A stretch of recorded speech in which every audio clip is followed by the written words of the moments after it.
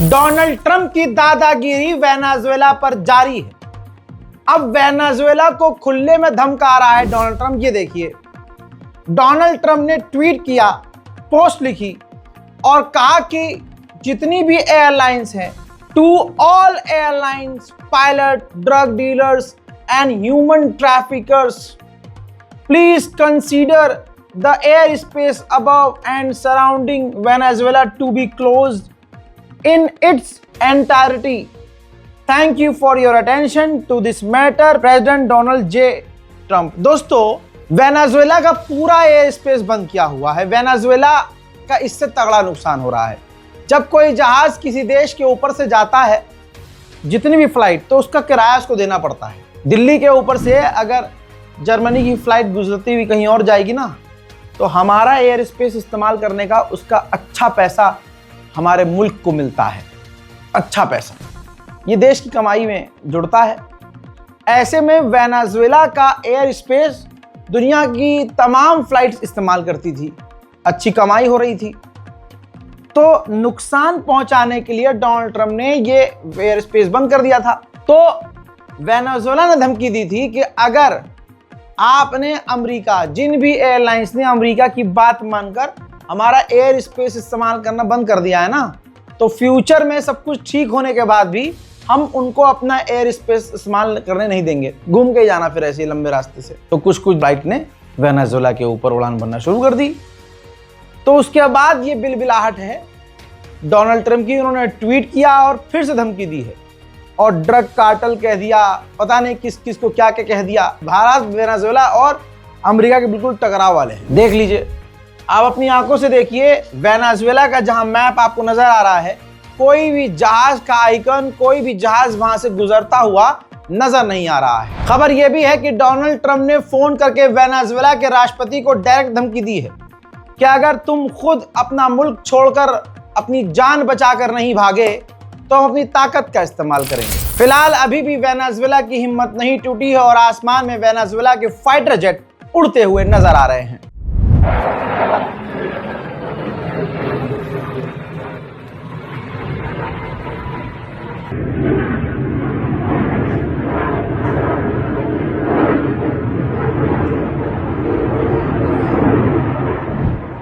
America हमला करने की तैयारी में है। वेनेजुएला के मिलिट्री बेस पर हमला कर सकता है अमेरिका। और वेनेजुएला के कहा जा रहा है कि जो ड्रग कार्टेल्स हैं, जो 2 नंबर का काम करते हैं, ऐसा इल्जाम लगाकर कई इलाकों पर अमेरिका हमला करेगा, जिससे वेनेजुएला का राष्ट्रपति घुटने पर आएगा। सिर्फ बात यहां तक नहीं है, वेनेजुएला एक अकेला देश नहीं है। खबर यह है कि इसी हमले के दौरान वेनेजुएला के साथ साथ कोलंबिया पर भी अमेरिका हमला कर सकता है। हजरात, अब वेनेजुएला से जो प्राइवेट जेट हैं और जहाज हैं वो उड़ रहे हैं, लेकिन सैटेलाइट पर वो अपना नाम छुपा रहे हैं। दिखा रहे हैं कि हाँ, यहां से एक जहाज गुजर रहा है, लेकिन अपने जहाज की तमाम जानकारियों को वो छुपा रहे हैं। अमेरिका जुल्म की इंतहा को पार कर रहा है और इंसानियत का कत्ल कर रहा है। जब तक आप बोलेंगे बहुत देर हो जाएगी। दुनिया नहीं बोल रही है। आप मेरा साथ दीजिए ताकि अमेरिका जो कर रहा है दुनिया इसको देख ले। खबर यह है, मैंने आपको कल बताया था कि वेनेजुएला की जिन बोट्स पर हमला कर रहा है अमेरिका, व्हाइट हाउस को पता ही नहीं है, अमेरिका की इंटेलिजेंस को पता ही नहीं है कि असल में हम आम लोगों को मार रहे हैं या आतंकवादियों को। तो रिपोर्ट यह है, एक कहानी आई है कि एक बोट पर अमेरिकी फौज ने हमला किया, नाव पर वेनेजुएला की, और जब हमला किया तो उसमें एक व्यक्ति बच गया, सब मारे गए, एक बच गया। तो अमेरिकी फौज ने दोबारा उस पर मिसाइल दागी कि वो एक इंसान भी ना बचे, सब के सब मारे जाएं। दोस्तों, उधर चाइना बोला है, चाइना के विदेश मंत्रालय के द्वारा कहा गया है कि वेनेजुएला के आंतरिक मामलों से दूर रहे अमेरिका और एग्रेशन अमेरिका वेनेजुएला पर ना दिखाए। हजरात, इधर भारत और पाकिस्तान के रिश्ते भी बहुत ज्यादा टकराव की स्थिति में बनते जा रहे हैं। पूरी स्थिति टकराव की है। जम्मू कश्मीर के बीएसएफ के हेड ने एक प्रोग्राम के दौरान कह दिया कि बीएसएफ पूरी तरह से ऑपरेशन सिंदूर 2.0 के लिए तैयार है और हमने ऑपरेशन सिंदूर में पाकिस्तान की कई सारी पोस्ट को उड़ाया था और जिसके बाद 72 से ज्यादा जो पाकिस्तान की पोस्ट है पाकिस्तान ने वो शिफ्ट की थी। जो भी है बयान आपके सामने रख रहा हूं। वर्ष 2025 में सीमा सुरक्षा बल और ख़ासतौर पे इस जम्मू फ्रंटियर के इलाके में हमने कई चुनौतियों का बखूबी सामना किया। सर्वप्रथम अप्रैल के पहलगाम हमले के बाद जब भारत द्वारा ऑपरेशन सिंदूर लॉन्च किया गया, इसमें जब पाकिस्तान ने इस ऑपरेशन को अपने ऊपर युद्ध माना, जबकि हमारी तरफ से हमला था आतंकी ठिकानों पर, उसके बाद बीएसएफ ने मुंह तोड़ जवाब दिया और इस जम्मू के इलाके में 118 पाकिस्तानियों पोस्ट को हमने बर्बाद किया, उनके सर्वेलेंस इक्विपमेंट को भारी नुकसान पहुंचाया, जिससे दुश्मन को काफ़ी समय लगेगा उभरने के लिए। ऑपरेशन सिंदूर की सफलता के लिए हमारे बहादुर जवानों को सारा श्रेय जाता है। वो अपनी जान की बिना परवाह किए सीमा पर अडिग रहे और सीमावर्ती इलाकों में जो हमारे भाई बहन हमारे देश के नागरिक रहते हैं उनको दिन रात सुरक्षा की भावना देते रहे। उधर दोस्तों बांग्लादेश भी भारत के लिए बड़ा खतरा है। सिलीगुड़ी कॉरिडोर हमारे लिए इंपॉर्टेंट है। भाई आपकी स्क्रीन पर यह रिपोर्ट है, सिलीगुड़ी कॉरिडोर पर अब भारत ने, हमारी फौज ने भारी मात्रा में अब वहां हथियार, मिलिट्री, एयर डिफेंस सिस्टम तैनात कर दिए हैं, क्योंकि इस जगह से बांग्लादेश भारत के लिए बड़ा खतरा बन रहा है। दोस्तों सिर्फ चोर, उचक्का, डकैत, कातिल, आतंकी नहीं पाकिस्तान, बल्कि झूठा भी है। ऑक्सफोर्ड में इंडिया और पाकिस्तान की डिबेट होने वाली थी। भारत तैयार था, लेकिन सामने से पाकिस्तान ने झूठ बोल दिया कि भारत डिबेट नहीं करना चाहता, पीछे हट गया। तो भारत ने सबूत मांग लिया कि हमने तो कैंसिल ही नहीं की डिबेट। अगर ऐसा कुछ है तो दिखाओ मेल जहां पर हमने तुमको बोला हो कि हम डिबेट नहीं करना चाहते। पूरी दुनिया में ये बात एकदम आग की तरह फैल गई। पाकिस्तान ने तो सीधा झूठा इल्जाम भारत पर लगा दिया और बहस ना करनी पड़े ये मुद्दा बना दिया, जिसके बाद ऑक्सफोर्ड की डिबेट कैंसिल हो गई है। हजरात, कहने वाले ने कहा था और बहुत सारे गुचट्टे कहते हैं कि हमारे मोदी जी झुकेंगे नहीं। हजरात, झुकना छोड़ो, जो ट्रम्प चाहता है मोदी वो कर रहे हैं। अमेरिका से डील कर ली है, चुपके से साइन हो गया है 7,995 करोड़ का। नेवी के लिए MH-60R शी-हॉक चॉपर लिया जाएगा, हेलीकॉप्टर, लड़ाकू हेलीकॉप्टर हमारी नेवी के लिए भारत सरकार लेगी। हालांकि इस तरह के लड़ाकू जो हेलीकॉप्टर हैं, फाइटर जेट हैं, हम रशिया से ले सकते हैं, लेकिन फलाने में इतना दम ही नहीं है कि ट्रम्प को नाराज कर सके। वहीं भारतीय नौसेना मजबूत हो गई है। आप सभी को, सभी भारतीयों को मुबारक। दोस्तों, त्रागिरी यार्ड 12653 फोर्थ शिप है नीलगिरी क्लास की, प्रोजेक्ट 17A की। दोस्तों ये मुंबई से लॉन्च कर दी गई है 28 नवंबर 2025 को। दोस्तों इससे भारतीय नौसेना काफी ज्यादा मजबूत हो चुकी है। हजरात, पैसिफिक ओशियन में खतरनाक बाढ़ आई है और पैसिफिक ओशियन के चपेट में इंडोनेशिया, श्रीलंका, थाईलैंड आ चुके हैं। रिपोर्ट की बाद में तस्वीर ये देखिए आपकी स्क्रीन पर। इंडोनेशिया में इतना खतरनाक मामला हुआ है ये कि 303 लोग मारे गए हैं, 280 मिसिंग हैं और अभी भी 166 लाशें बरामद हुई हैं। थाईलैंड में 162 लोग मारे गए हैं, श्रीलंका में 120 लोग मारे गए हैं। और बता दूं कि श्रीलंका ने भारत से मदद मांगी है। भारत ने एक अच्छे दोस्त की तरह कुछ ही सेकंड के अंदर ऑपरेशन सागर बंधु लॉन्च कर दिया है और अपनी हवाई ताकत से श्रीलंका को भारत मदद देना शुरू कर चुका है। उधर अफगानिस्तान और पाकिस्तान के बॉर्डर पर शांति मुश्किल है, बल्कि नामुमकिन सी लग रही है। फिर से गोलीबारी हुई है और अंधेरे में अफगानिस्तान और पाकिस्तान के बीच गोलीबारियों की तड़तड़ाहट सुनाई दे रही है।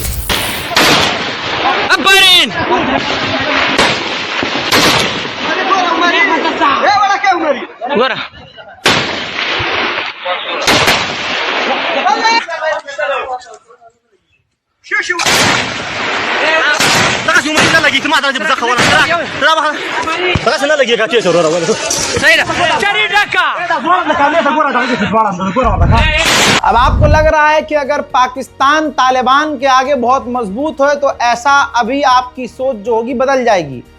खुद पाकिस्तान के डिफेंस मिनिस्टर के मुंह से निकल गया है कि जब से तालिबान आया है तब से हमारे 4000 फौजी मारे गए हैं और अभी भी 20,000 फौजी पाकिस्तान के बुरी तरह से घायल हैं। सुनिए।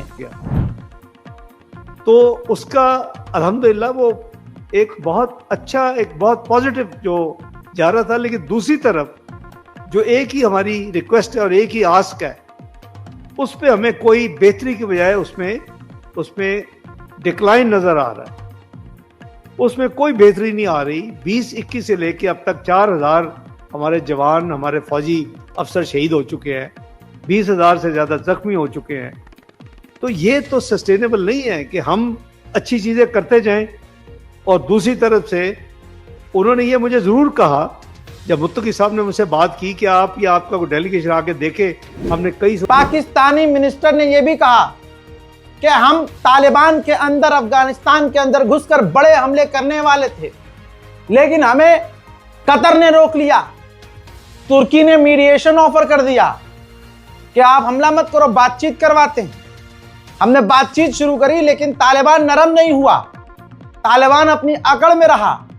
तो बहुत शर्मिंदगी के साथ कतर और तुर्की पीछे हट गए। इसके बाद पाकिस्तान की फौज ने इल्जाम लगा दिया अफगानिस्तान पर बिना सर पैर के कि जी पाकिस्तान के बॉर्डर के अंदर अफगानिस्तान के जो तालिबान के लोग हैं वो आतंकवादियों को पाकिस्तान के अंदर भेजने में मदद कर रहे हैं। अरे भाई, दीवार उठा दो इजराइल की तरह, उसके बाद भी आपके यहाँ धमाके खत्म नहीं होंगे। रीजन, क्योंकि तहरीक तालिबान पाकिस्तान आपके यहाँ है, अलकायदा आपके यहाँ है, जितने दुनिया में आतंकवादी संगठन हैं, यहां तक कि ISIS भी, दाइश संगठन भी, वो भारी मात्रा में आपके यहाँ है।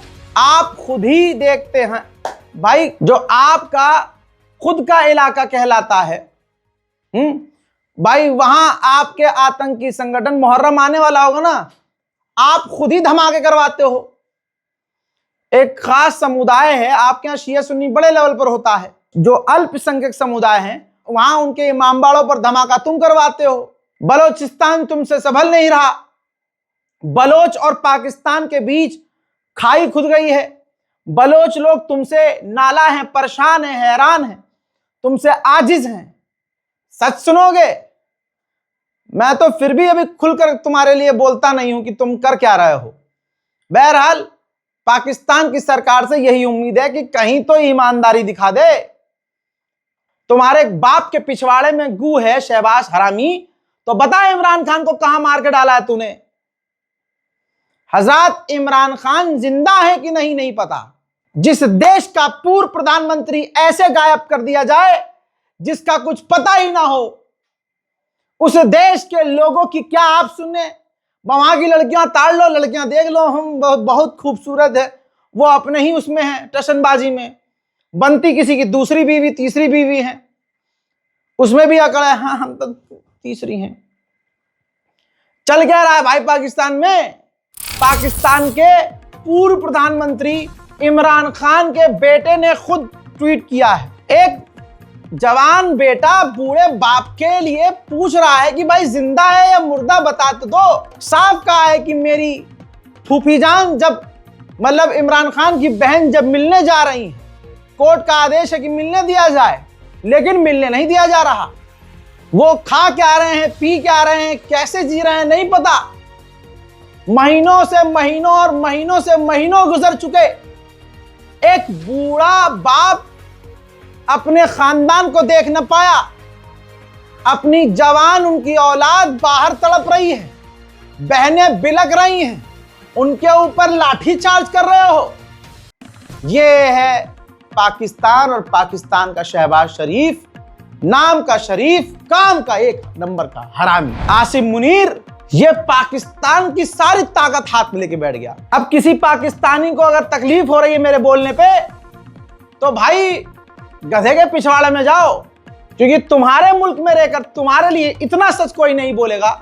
मैं तुम्हारे हक के लिए बोल रहा हूं कि तुम्हारा मुल्क तुमसे ही गद्दारी कर रहा है। ये चीज तुम्हें समझ में नहीं आ रही है। तुमको लग रहा है तुम्हारी आर्मी बहुत बढ़िया है। अबे आसिम मुनीर चोर है। बैठे बैठे उसने तमाम परमाणु न्यूक्लियर के बटन अपने हाथ में ले लिए, तुम्हें पता नहीं चला। तुम खाली आलू प्याज टमाटर में रह गए। आसिम मुनीर ने बैठे बैठे अपनी ताकत को डिफेंस मिनिस्टर, राष्ट्रपति, प्रधानमंत्री से ऊपर की ताकत कर ली और वो अपने पास रख ली, तुम्हें पता नहीं चला। खैर, उधर इमरान खान की बहन ने बोला है, पहले भी इमरान खान को मारने की कोशिश की गई, अगर मेरे भाई को कुछ हुआ तो छोड़ा नहीं जाएगा। कहा जा रहा है कि मुल्क भर में प्रदर्शन की तैयारी है। लेकिन एक बात और क्लियर सुन लो, जो आज इमरान खान के साथ हुआ है, जो इमरान खान जेल में जिंदा या मारा गया अल्लाह जाने, वो पाकिस्तानियों ने गद्दारी की है, इसलिए उनका ऐसा हाल है।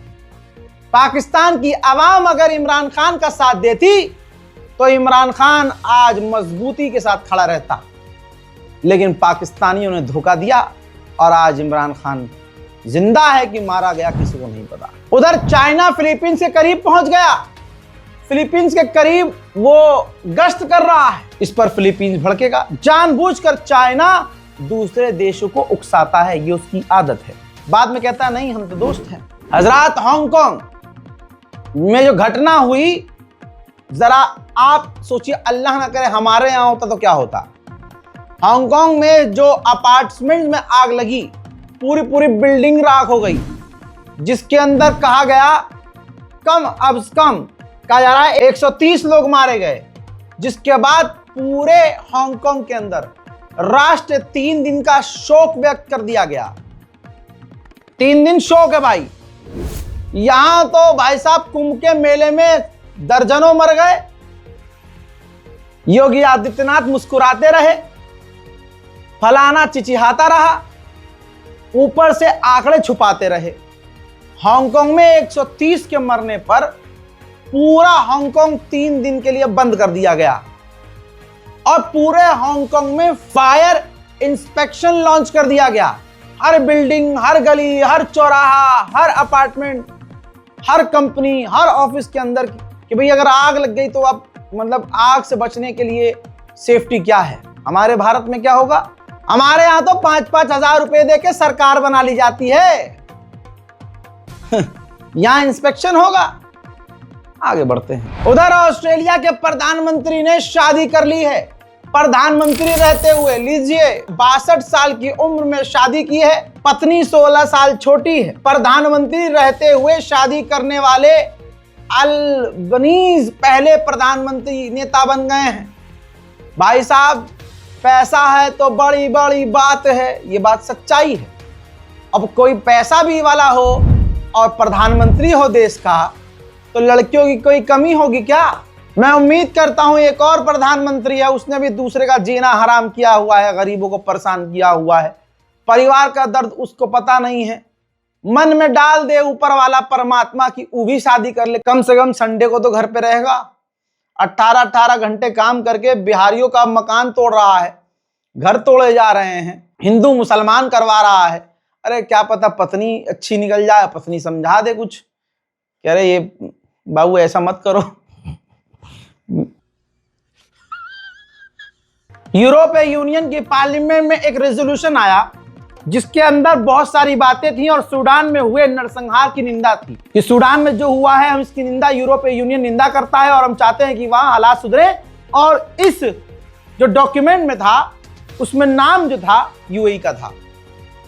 अल्लाह, जी हां, जो रेजोल्यूशन लाया गया उसके अंदर नाम यूएई का था कि सूडान में नरसंहार करवाने में हाथ यूएई का है। यूएई ने ऊपर से पिछवाड़े तक का जोर लगाकर उस रेजोल्यूशन में से अपना नाम हटवाया ताकि और रुसवा और जलील ना हो। जी हां, हटवा दिया और वो बिना यूएई के नाम के यूरोपीय यूनियन की पार्लियामेंट में पेश किया गया और जो सूडान में नरसंहार हुआ उसकी निंदा की बिना यूएई का नाम लिए।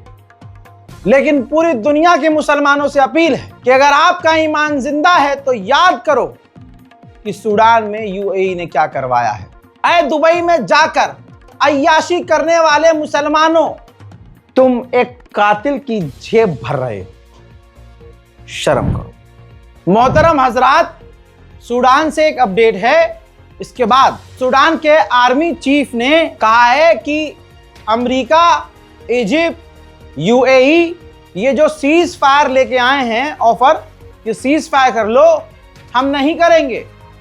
सबसे पहले आरएसएफ रैपिड सपोर्ट फोर्स को पीछे हटना होगा, जिन्होंने नरसंहार किया है दोस्तों मुसलमानों का, वहां आम लोगों को कत्ल किया है। कहा है कि पहले उनको पीछे हटना होगा, फिर सीज फायर होगा।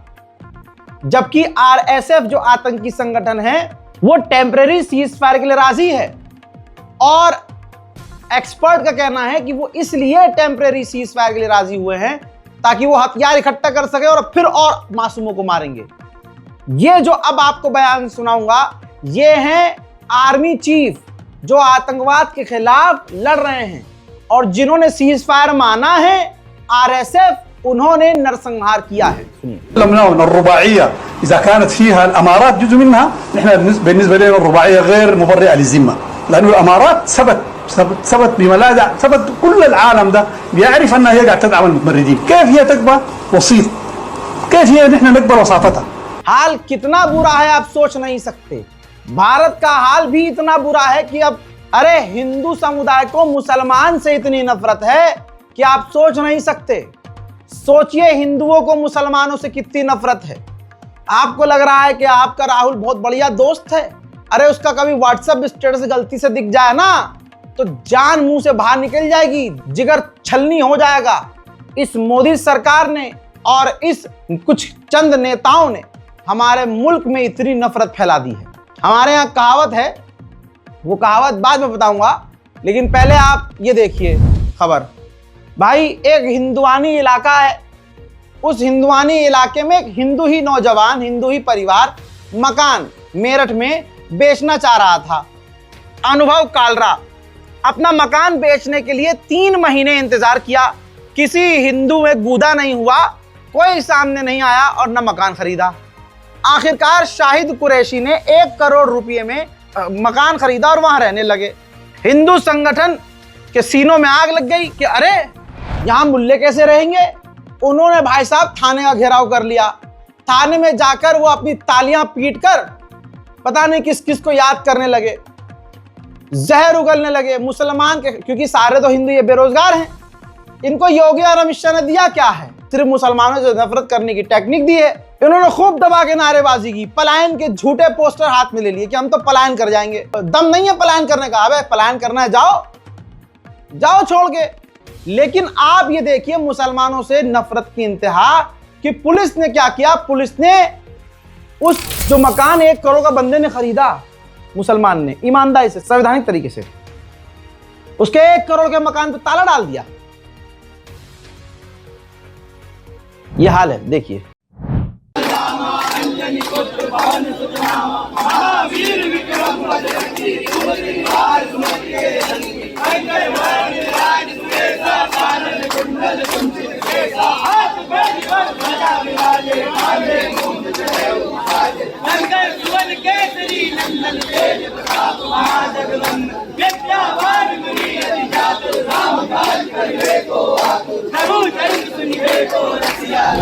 इसके बाद पुलिस का बयान क्या आता है बैलेंस करने के लिए जब वीडियो वायरल हो जाती है।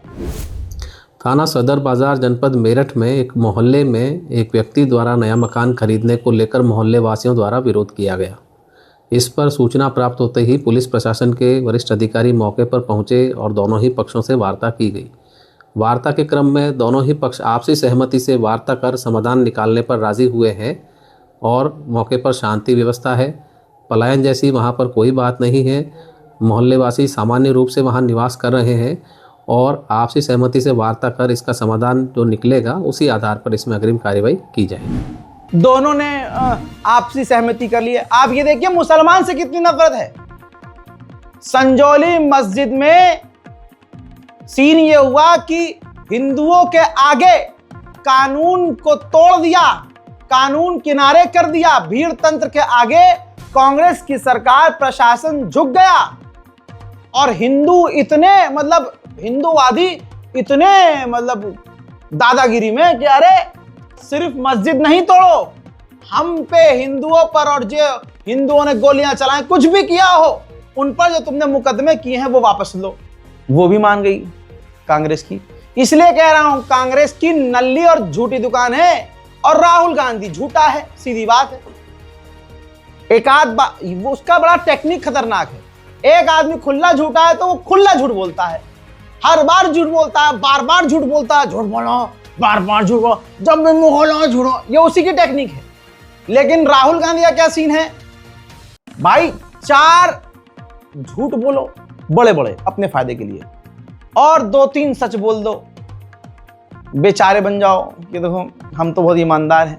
बड़ा खतरनाक सीन है भाई कांग्रेस का। तो आज पूरे हिंदुस्तान में इस बात का एग्जाम्पल बार बार सेट हो रहा है, सामने आ रहा है कि हिंदू समुदाय मुसलमान से नफरत कितनी करता है।